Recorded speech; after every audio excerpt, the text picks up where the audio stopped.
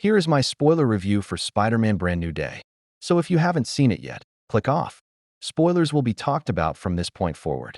Peter really went through it in this movie, physically, emotionally, and mentally. The fight scenes in this were amazing.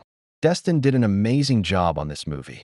One of the things that stood out to me, and was arguably my favorite part of the movie, was Frank and Peter's dynamic and their banter.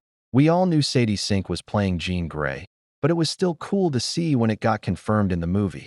She did an amazing job, and her emotional moments all hit well.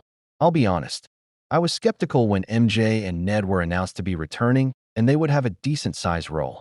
But their role in the movie was done well. I am glad I was proven wrong in my skepticism. I didn't expect the scene to hit as much as it did. Easily the moment that made me feel the most emotional outside of another scene. The scene where MJ finds the letter and says she doesn't love him and she doesn't know him made me heart sink. I'm glad she doesn't remember him. Or does she remember him? She is seen crying when Jean takes over everyone and also goes to the rooftop, like what they have previously done in No Way Home. Also, does Ned remember Peter? They did the handshake, and he also called him Peter after doing that. Peter introduced himself as Maynard when they met earlier, and the only time MJ says the name Peter is when she and Ned are with Spider-Man. It will be interesting to see what happens going forward.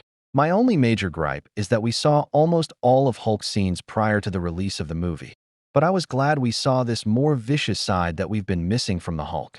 The post-credit scene shows the Spidey tracker in space before going to another planet. I have seen a lot of people say they believe that it is Tobey Maguire's Spider-Man, but I believe it's someone else. I personally think it's Miles Morales. The glitches reminded me of the animated movies. So I believe this takes place post-Doomsday, but before Secret Wars. Overall, I'm giving it a 9 out of 10. Thank you for watching.